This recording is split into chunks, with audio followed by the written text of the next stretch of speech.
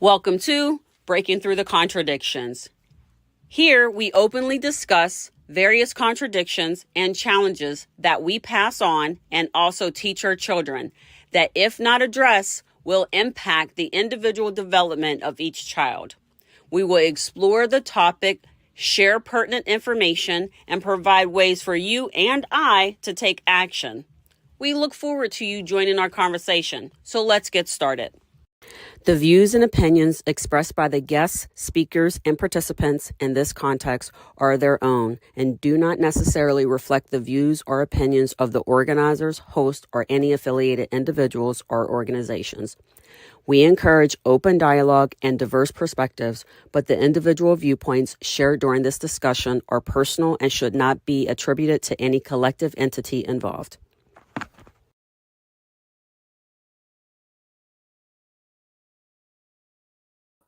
I just have to do that. Hello. Christine. Hi, how are you? I'm okay. How are you, ma'am? Doing good. Nice to see you. Nice to see you again. And I love your backdrop. You know what? It's a real backdrop. It's my classroom. I'm like, just don't look too close. It looks pretty good far away. But you're a kindergarten teacher. I am a kindergarten teacher. I can see. I'm like, all right, nice. Classrooms are always so fun. You guys spend so much time getting them prepared and ready for each of your students. I always find it very interesting because all of you are so creative in creating these spaces, these warm and inviting spaces for the students to come into. But when I get in there, I'm like, oh, I would have never done this. Me, I've been like stark white walls and whatever, and just weird stuff. It just wouldn't have been right. So I'm not the creative teacher. I'm just about let's get it done, y'all. I think it's kind of funny because my classroom has changed. I used to have the bright colors and I would have blue, purple, yellow, and now it's all like the farmhouse. So all my color is down on the floor. So it doesn't distract the children. And so it's more streamlined. And so I like it. I like it much better this way. So, so what are we here today to talk about, Tabitha? I know we have lots to talk about because this one's a big one. And Yes, I've missed you. I'm so glad you were able to join me today because I've missed you. And my Kristen, I love me some Kristen. Don't worry, all three of us are going to be on here. But it's always really cool to have you here. Okay, so today's topic: school suspension and the associated consequences. Right? Yes. So it's very interesting how I came. I think I was talking this. I might have been Kristen. No, it wasn't because I sent in a message. Whatever was happening, they were talking about suspending students. And I thought this is a really good conversation to have because it is a built-in contradiction. The school suspension is meant to correct the bad behavior and put people back in line. But that is not what is happening. So therefore, that contradiction of if you do the crime and you do your time, everything can be we're able to move on. But are we really? I don't think that's what's happening. So I figure we can have that conversation, especially since you're in a classroom. Right. And the fact that it happens even before they come to you. Even before they come to you. I learned that they are suspending kids how many times before they even make it to kindergarten? I know they suspend them in preschool. I think we really need to talk about that because I know that we've had some private conversations about the pipeline to prison. Yes. From it used to be kindergarten, and now it's pushed down to preschool. And then you have to think, Tabitha, is it because we are now suspending children in preschool where we were not suspending them before? Now, I really hadn't thought about that until this topic came up. So it might be because of that. I pulled up some statistics on that our most at-risk children are being put into the juvenile and criminal justice systems. And because of the policies that we're putting into place. And one of those are the suspensions. Children who attend schools with high suspension rates are significantly more likely to be arrested and jailed as adults. So is it working? No, According to the absolutely not. statistics, no. And I know you have some more statistics. Do you want to Yeah. share those? Right. So I'm going to go ahead and talk about that today. So I looked it up, and National Institute of Health says school suspension is used widely and affects many students, right? And begins as early as preschool. When you look at a K through 12 school career, 35% of students are suspended at least one time. This is where things go awry. Among Black students, 67% of males and then 45% of females are suspended. That is, first of all, that's gross, disgusting. And when you say, as a school educator, there is no bias and the things are not happening and this is not real, that is not true. The numbers don't lie. Now, that being said, at the end of the day, what is the outcome you're looking for with those suspensions? Because if you are looking for the outcome we are currently receiving, then you are receiving the outcome you want.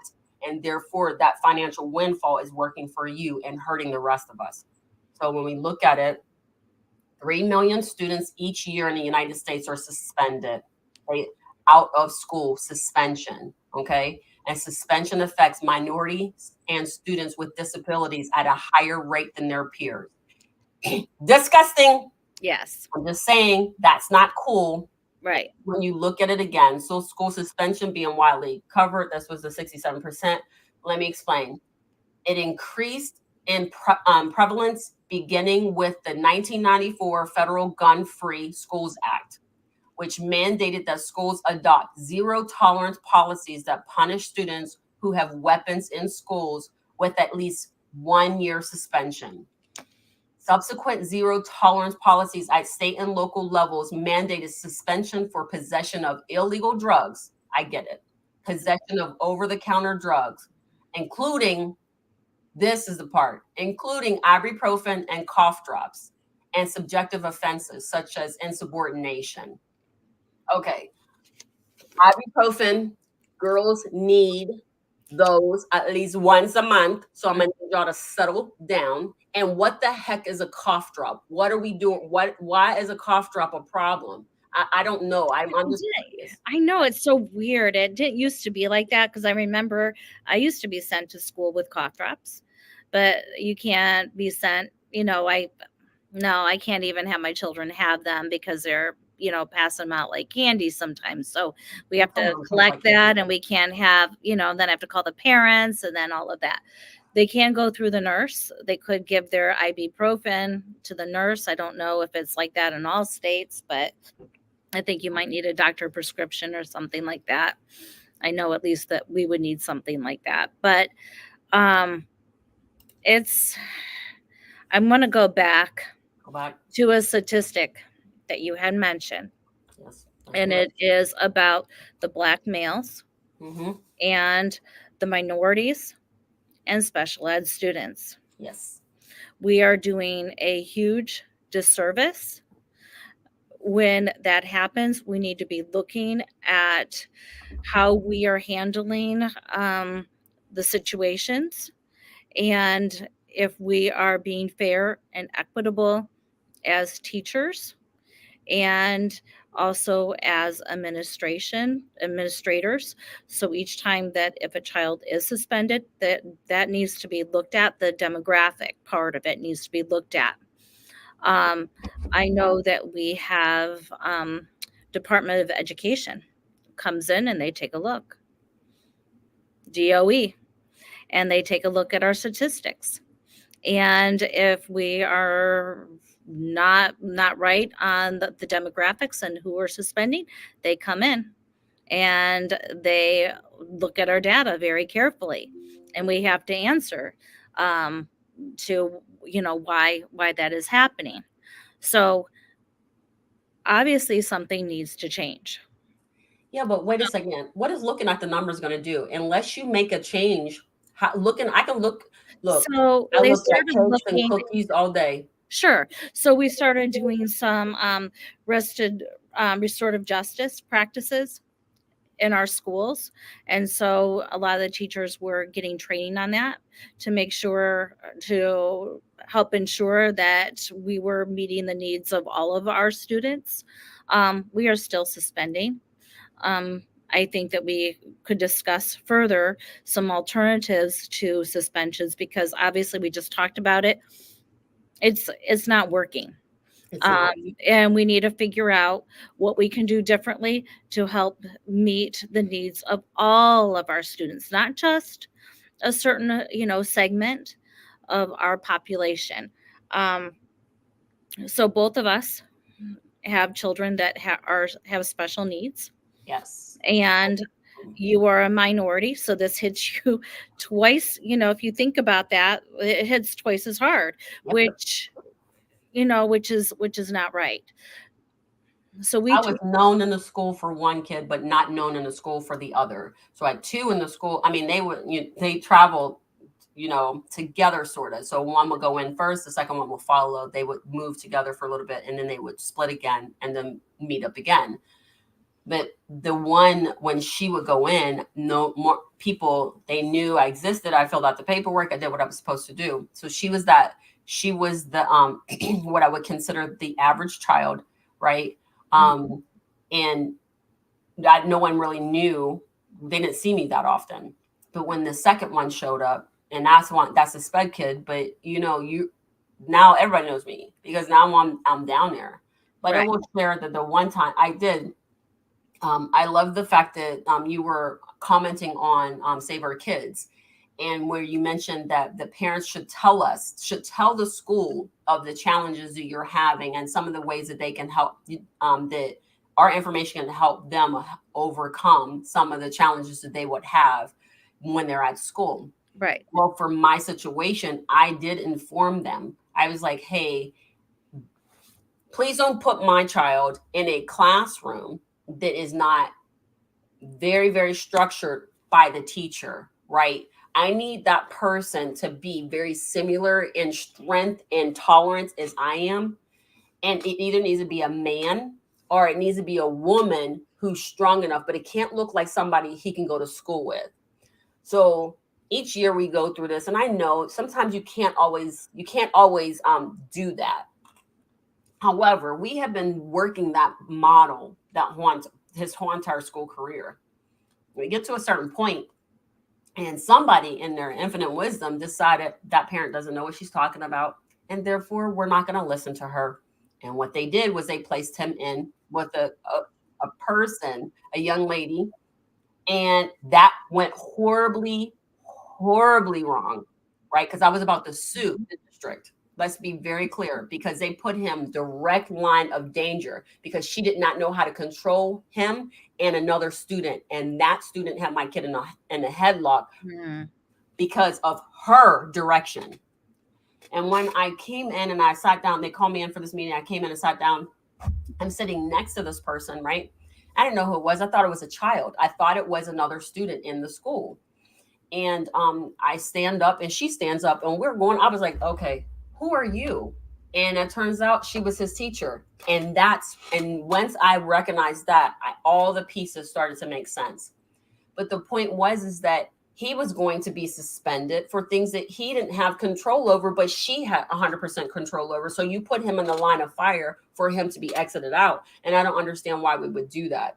You So know, yeah, I don't mean to interrupt you, but I think go you for it. hit the nail on the head as far as from a parent point of view. You know your child. Hmm. You said what you needed was X, Y, and Z Yes. for your child to be successful. You know Yes. your child. The school should say, that this is going to be okay. The school did not listen to you. Hmm. And you look at this teacher and you go, I know that this is not going to work. Yep. And yet they did it anyway. And so I've been there as a parent. I know exactly what you're talking about because I've done the same thing too. And I look across, I'm like, well, duh, don't you guys know what you just did? Hmm. So it was at that moment, I think it's on the school. Yes. It's not on the child. I'm Hmm. like, give them a different teacher and try something else. but don't keep doing this because you're going to get suspensions. Yes. So um that's a concern. So that would Mhm. be like one part of the solution, right? Right. So what happens if we Wait, have before we go into the solutions, let's talk about some of the consequences of the okay, suspension, because I okay. think that people are like, but suspensions, they have to work, right? No, they don't. The way that these are set up, it was originally set up to remove the violence, the Mhm. guns, the drugs, and things like that in the school. Look at where we were in 1994, and then look at where we are in 2024. Okay. There is, this is worse than it Mhm. was when they initially put that in place. So, does that mean that suspension is working, or is it failing, or is it working for the benefit of those who are cashing in on the tragedy that exists because of it? So, that's one. I noticed that right away. That is one thing that's bothersome to me, right? But when they look at it, so I'm looking at this and they say, here is a closer look of some of the unintended consequences of suspension: lack of trust, um, loss of learning and sinking grades. Students lose about so parent inconvenience, achievement gaps. You know, you have those as some of them. And then many schools are taking on the challenge of having circle discussions, early warning indicators, support programs, access to mental health services, peer mediation, partnering. All of these are supposed to help, but somehow or another, they're still not helping. And we're still running in the same problem. Every time you suspend a child, you're pretty much saying that, you know what, I just don't have time to manage whatever is happening. But the child is always responding to something that is happening. I think that we should look at each individual situation and figure and ask a question instead of automatically assuming that child wants to be in that position. For example, when you talk about the this, everybody knows about the one where the parents are on trial now for their child taking a gun and killing 4 people. I Mhm. do believe that they should be. This is correct. Okay, it's time to set an example. Parents, we control a lot of the behaviors that our children have when they're responding to bad behaviors. In this situation, for this one specifically, the fact is that he exhibited behaviors that let you know something was wrong. But instead of someone asking what exactly is wrong and why are you doing this, and why is everything you write so graphically violent? Yes. Instead, they bought him a gun, because in their minds they only seen one side of the story of potentially him being bullied or whatever was going on with him, and they didn't respond. So now, so yes, they wanted to take him home. The school called and says, you need to take him home. No, we're not going to take him home, he can stay here, right? Right. And then he went off to kill, and a couple hours later he went and killed some people, some other students. That's letting you know something's wrong. So stop. We need to start asking a question versus just automatically thinking suspension is going to help. So I have somebody who's here that says, um, suspensions work for what the system intended them to do: condition the troubled child. So you're pretty much putting them in a position that that's going to be their trajectory. So if I do this, I will have the ability to go out and play with my friends who are on the corner on the block doing the block things, and then I can be a part of that, right? And Right. because that's where I want to be. Instead, I don't want to be in school where people restrict my thoughts and won't allow me to do what I want to do and things like that.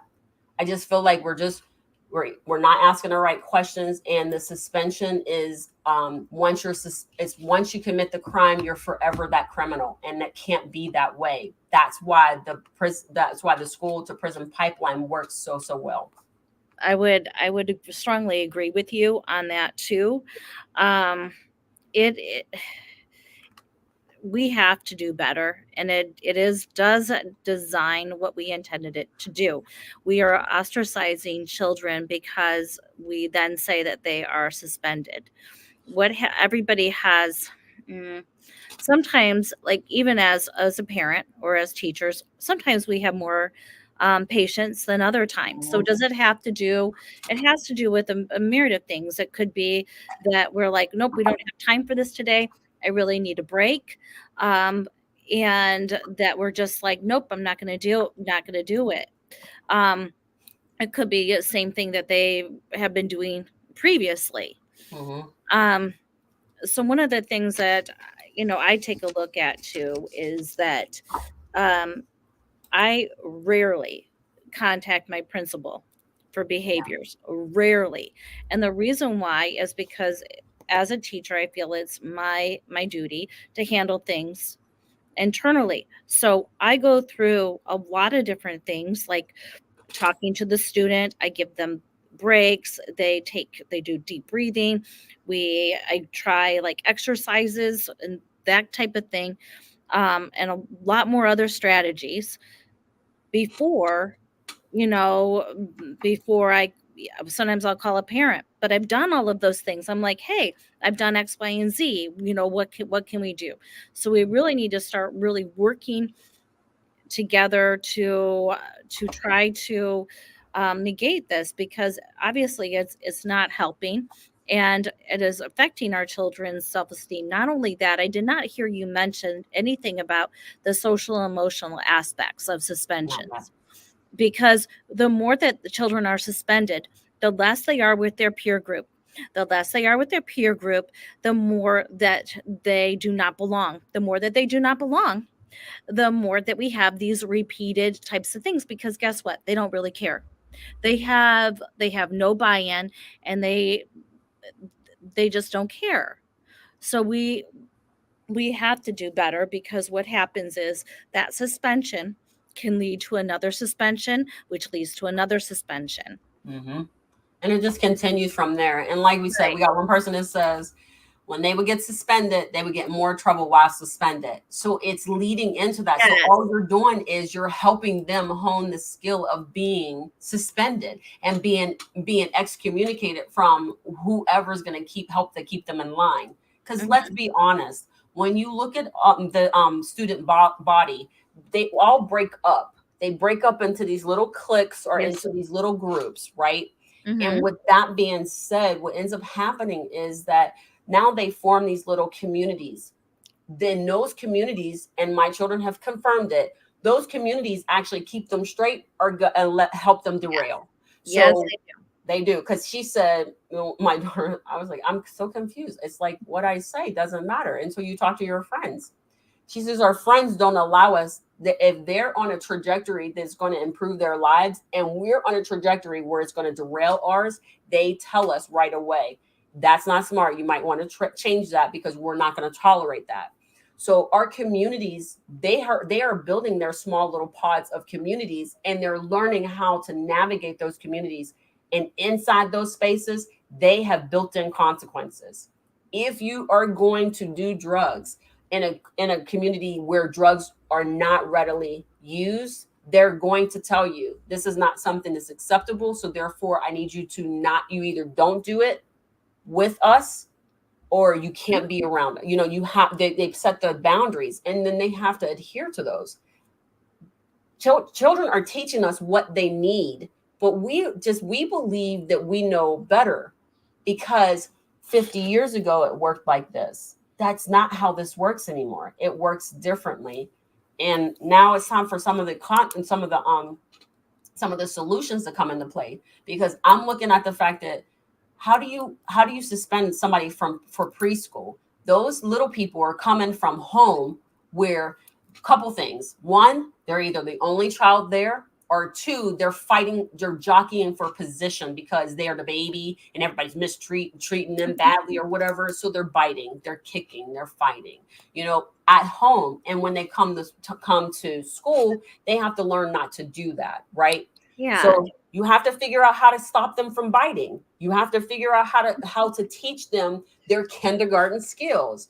Be nice, be calm, be respectful, all these things. But you can't do that if you suspend them. You just put them back into the hot pot so that they can go Right. figure out how to be better, how to be a better criminal or how to be a better biter.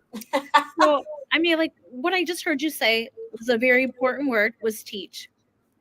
So as teachers, we have the responsibility to not only teach academics, but also teach the social emotional components, and to help them become well rounded individuals. That is our responsibility as a teacher. Um, it's also the parents' responsibility to help their child become well rounded individuals, so that way they can be successful. Yes. I think, but everybody, so again, back to the parent one being home. Parent two is the school. Parent three, the bonus parent being the community, right? Because everybody has a bonus parent. We all have one other person that we go to, right? Your mom's not available. We got to go Mhm. to auntie somebody or whatever. It's a bonus. That Yeah. bonus section is going to be your community. And we have to be willing to lean on each other in order to help overcome this. But there is no benefit to putting a child out on the street um, because they were bad in school or uncontrollable in school. I think we should get to the root cause of the problem and stop inconveniencing society. It's not just an inconvenience to parents, it's an inconvenience to all of us. Why do I say that? Parents are at work, and some of them are not on, they're not salaried employees. So if they don't work, they don't get paid. They don't get paid, they can't feed their children and themselves. So that becomes a problem. So when you suspend and send home, where are they going to place that child? Because they have to go to work. So that's one problem right there, and Right. we have to resolve that. They're not sending sending those students to school just because they're just, some people are using them as babysitters. I get that, but not, this is not that, and so you can't do that. I think I I I, I am who I am, but I believe that military like strong military like men and women being able to lead alternative suspensions and school suspension, which disrupts their entire structure that they were originally on, and it takes them away from their friends in one way, but allows them to be like a looking glass, kind of looking out to see this is where your friends are over having fun, but meanwhile you are in this structured space, more structured than normal because you don't know how to behave. I think that they should not send the students home anymore. I think that they should put them in school suspension. I believe that the person that should run in school suspension should be a male or a very strong female.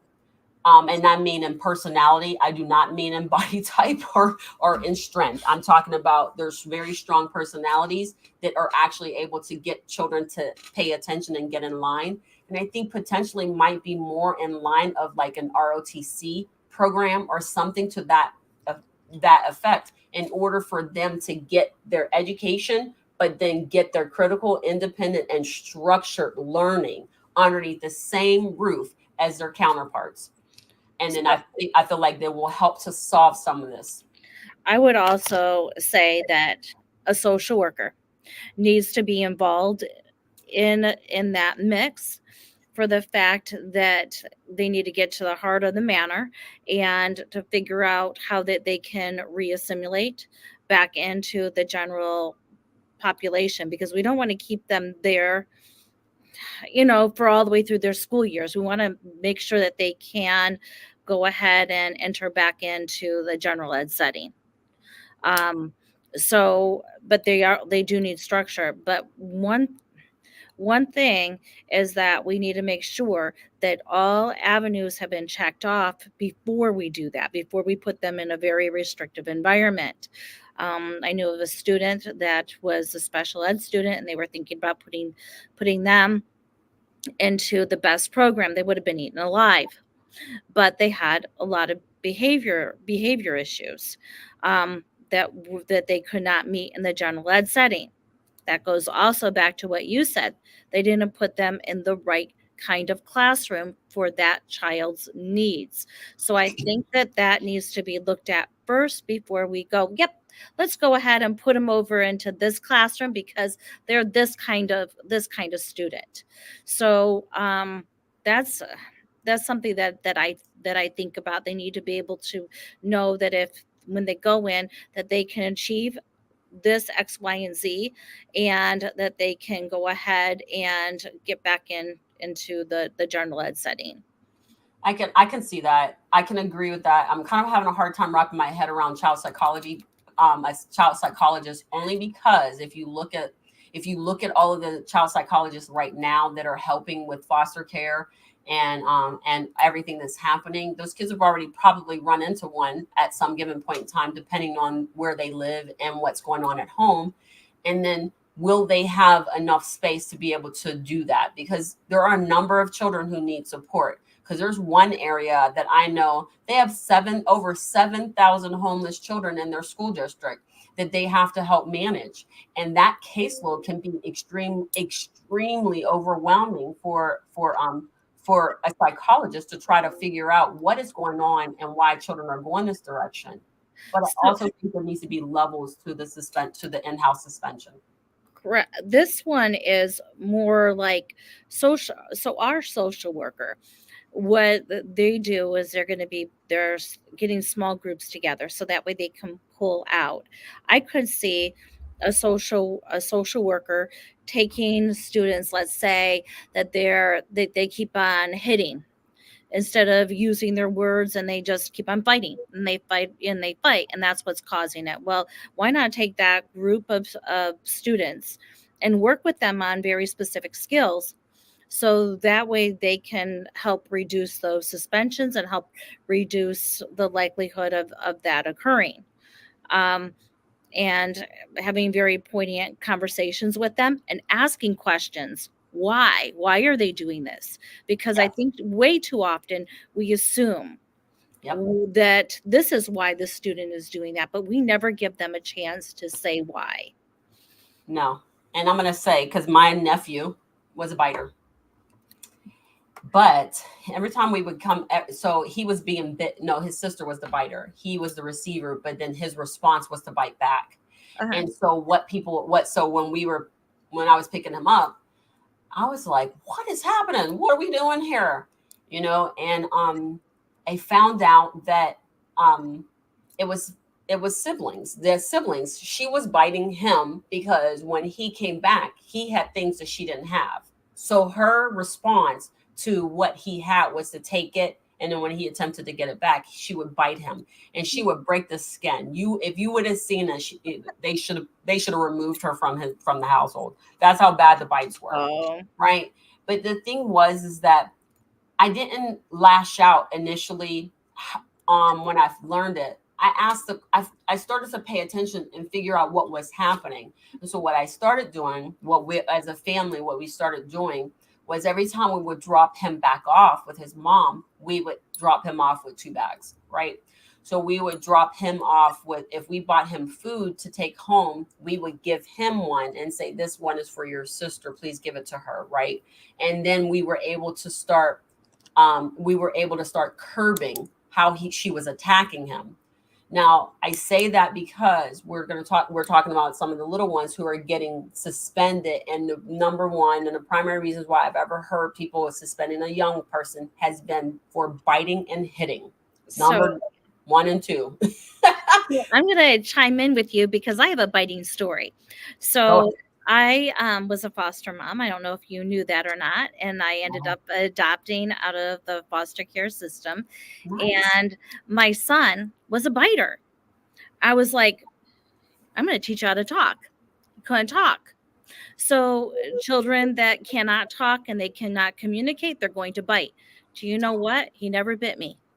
So, because I taught him how to talk, and I taught him, and I spent all my time because with him and teaching him things, and my biological child, we sat down with him and we worked, and we got him to where he was able to talk, and there alleviates the frustration.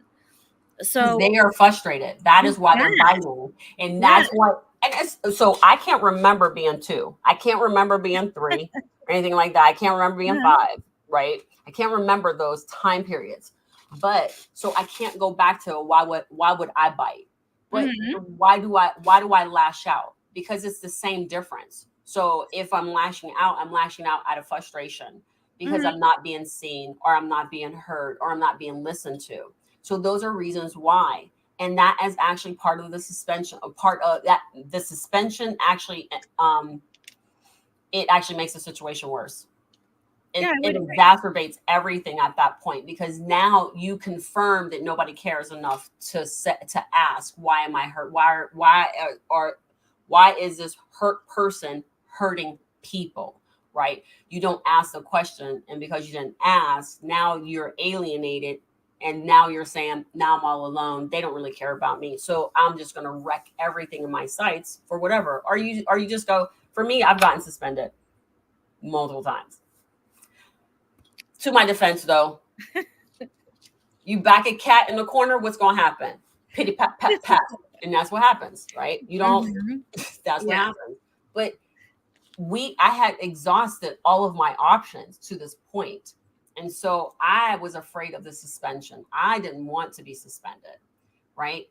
I was so afraid my mom is going to be so Mhm. upset with me. This is so bad. This is not going to be okay. But for me, because I had already gone through all of the steps to letting people know, this is what I'm dealing with, and I need you to help me not have to deal with this on a regular basis. Because if I was another type of kid, I would have went in the front door and out the back and not gone to school, because I was being bullied relentlessly for no reason, right? Oh, I'm sorry. It was for a reason. I was too tall. I was taller than many of the students in the room. So they would just bully me relentlessly. But my point was, is that, I mean, maybe things could have been different. I would have done it differently, right? But I stayed. And because I was following the rules that they have outlined for us, I did that. And because once I got to the end of that strip and the same behavior was still there and everybody knew about it, but just watched it, I retaliated. And when I retaliated, my retaliation was violent enough that it gave me the gift of suspension. The gift of suspension. It's Oh that my god. simple. The gift of suspension. The gift of suspension. But I didn't take. But I went home. I did my homework. I did the work they outlined that I had to do. I was going to miss for those 3 days. My mom talked to me about, the things that I did right, and what are some of the things that I could have done different or better. You know, those are the Right. things we went through. But at the end of the day, I had a goal for my adult life that I wanted to realize. And so as a child, I knew what I wanted my adult life to look like, and I knew it wasn't behind bars. So I knew suspension, in the time period I was at, I knew suspension was going to, I don't know how I knew that, could potentially make it possible for me to visit jail often at that point, because if I fell into the wrong crowd, that's Right. where I was going to be. Right. And I think the suspensions, like we had talked about, there are peer groups because you keep on getting suspended. You're not going to be with the peer group that helps guide you in the right directions, that tells you, you shouldn't be doing X, Y, or Z. You're going to get yourself into trouble. You're also not going to have that positive self talk, and you're not going to be able to problem solve. Oh, I'm just a bad kid anyway. I'm just going to get Yeah. into trouble. Instead of saying, oh, kind of putting a stopper in there, saying, I'm really not like this. I got to get my act together, and, I'm heading in the wrong direction. Um, Right. so, and I also was thinking about, we didn't really talk about environmental factors. We just kind of talked about, like, I would say, like, bad behaviors, or like kind of like bad, I don't want to say bad kids, because I don't think there are bad kids. I would say, you know, there's everybody has situations and circumstances.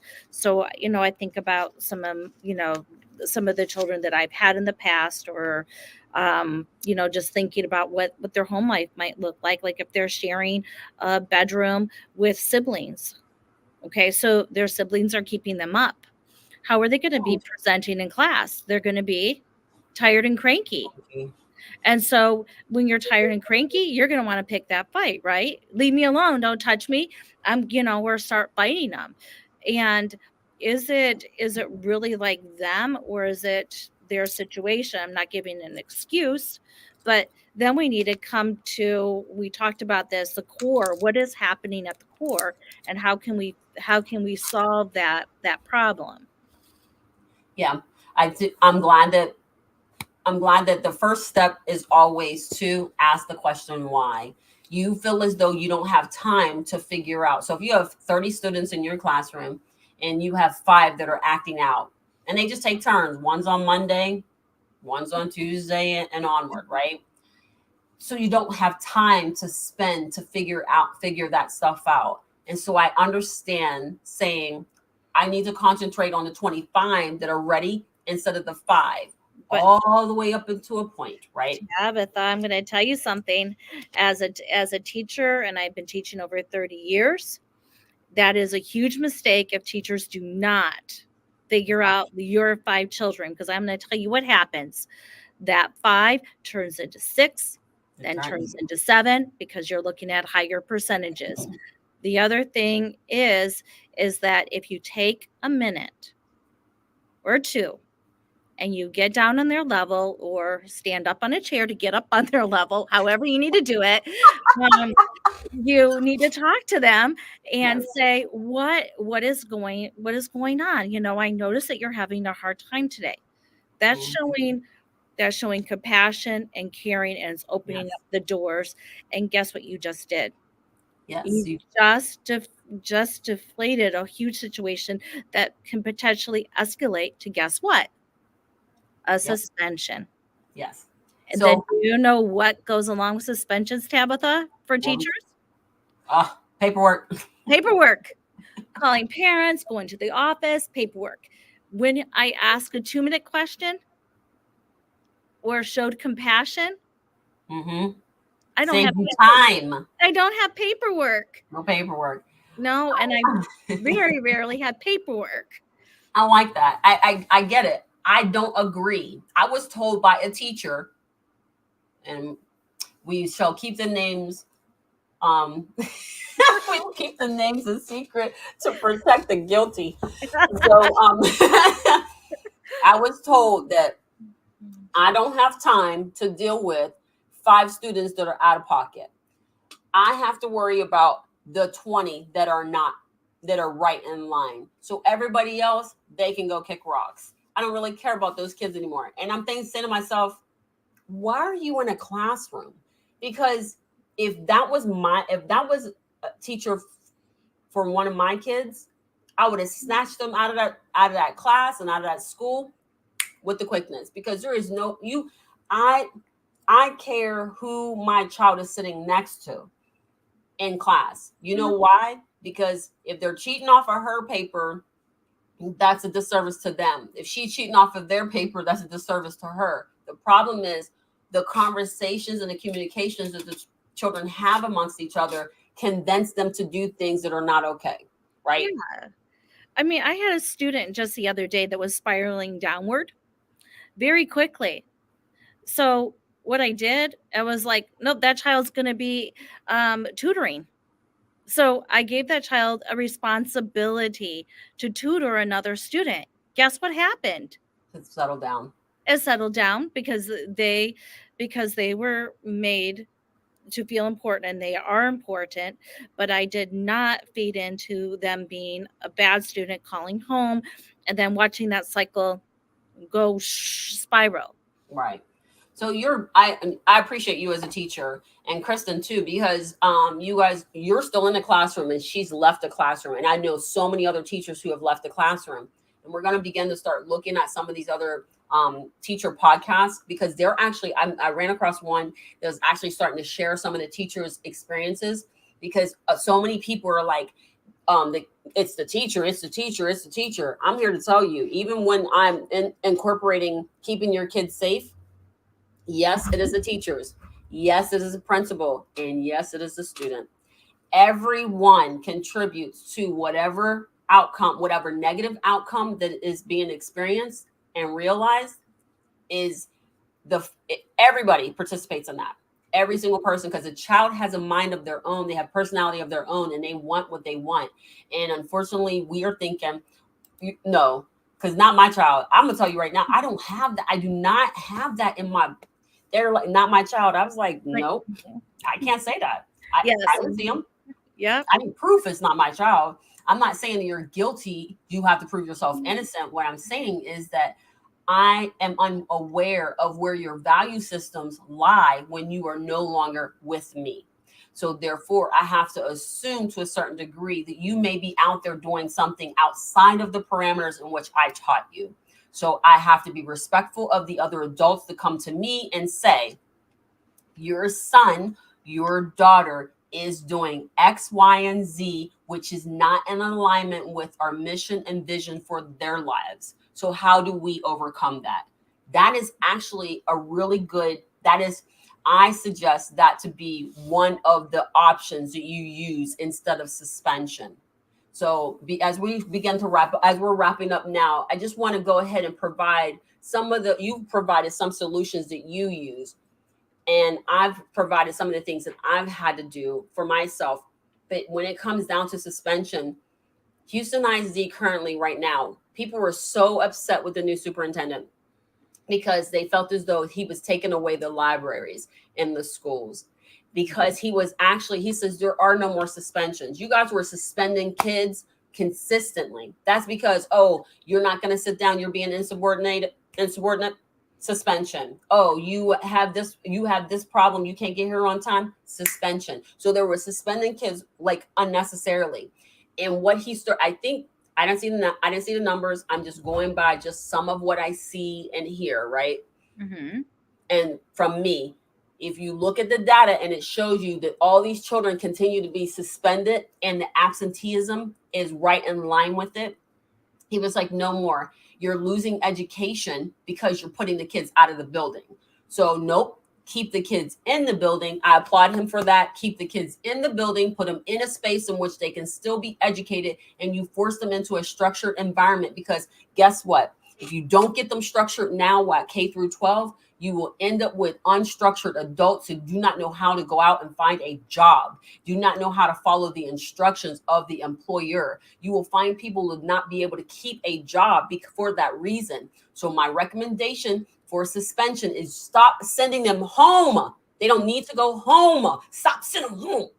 Go ahead and put them in the building and teach them still, because you have to teach them that there are other options, and your current circumstances does not have to be your forever home. You can choose a different home. You can choose a different experience, but you have to be present and available to take on the lesson. So those are the suggestions I have. You can share your suggestions before we go ahead and wrap. Well, we need to make sure that we are holding the students accountable for their actions. So it is making sure that they're doing restitution for their actions. So if they, defaced a part of the building, then they need to spend the time and clean it up. That means that the parents need to be aboard, and everybody, and the teachers and the administration needs to be aboard, that is an okay thing to do, is to fix their mistakes and natural consequences. Restorative chats is another wonderful way to go ahead and help with helping with the suspensions as an alternative to it. So then that way they can have the opportunities to repair the harm, Yeah. because it is our primary job is to teach. And if we are suspending, we are not teaching. We're taking that component away, and that opportunity away from the student as well as ourselves. And if they don't have the restorative component to it, they're going to be making the same mistake again. So you're going to suspend them, and they're just going to repeat it too. So we really need to be asking our students the questions. Can you tell me how? Was this a good choice or a poor one? So you can start to get them, talking and getting the communication open. Skills coaching. So then that way, and that's kind of what I was talking about with the social worker working and that kind of thing. So talking about teaching and modeling a socially appropriate replacement skill. There could be a skills trainer in there, somebody that could be helping them, making sure that they are learning it and how to apply it to new situations. So they might, you might go over it just a little bit with the previous one, but we need to make sure that they are able to generalize it into other areas, home, the community, and back into their school, so that way they can be successful. Yeah. And that takes time. Yes, very much so. And I appreciate that. I like the restorative part of it, because if you make a mess and you're not made to clean it up, you will continue to make the mess because you don't understand the impact or the irritation or the consequence of that, because somebody else is able to take over. So I feel as though that is a very, very good component of that, and I missed it. So I'm glad that's why there's two of us, right? So we have different options to do that, and I believe that that's what happens. And when you get sentenced, right? If you have do a crime, they set a certain dollar amount that you are set to return back to whoever you harmed within that crime. Mm-hmm. So it's the same difference. And if you teach them early enough, you will actually make the difference in that student's life. And I feel like that's the best thing for us all to do. So agree. So Christine, I think that we're going to have to circle back to this conversation again, because I think that the next time we might circle back, we might just break it down a little bit, because we're going to take a look at potentially what are so where are the areas their parents can help with this? Because right now we focused a lot on the schools on this side of it. But I believe that a child has, I believe we all have 360 degrees of self, right? So there's 360 ways we're going to see one situation. I think that we all have to participate. So if you look at that, that means we fit into a gear with one another, whether that's parents, teachers, and the student. And we're all working for the improvement of that child. Mm-hmm. So I do believe we need to circle back to this again and say, okay, parents, now it's your turn. It's now time for you to take responsibility for your child being suspended, or the consequences that you have to take on, because it's not just about them. And what's in it for you? First of all, this disgusting question. I hate that question, by the way. What's in it for you is that you have peace. There will be 100% peace, because you won't have to worry about, well, where do I place this child because I have to go to work or things like that. So we'll circle back for that one. I think that sounds great. So this has been a great conversation, Christine. Thank you. I always enjoy it, Tabitha. I'm glad to be back after being gone for just a little bit of time. That's all right. We understand and we appreciate you no matter what. So I thank you very much for your conversation. And again, our topic today was about suspension and the consequences of it. So same time, same channel next week. We'll be back. Remember, words are power. Please remember to use them wisely. Thank you for your time today. We appreciate the support and look forward to you visiting us again next week. Same time, same place. Until then, words are power. Please remember to use them wisely. If you have an interest in discussing a contradiction or would like to be on our live show, please let us know and send us a direct message.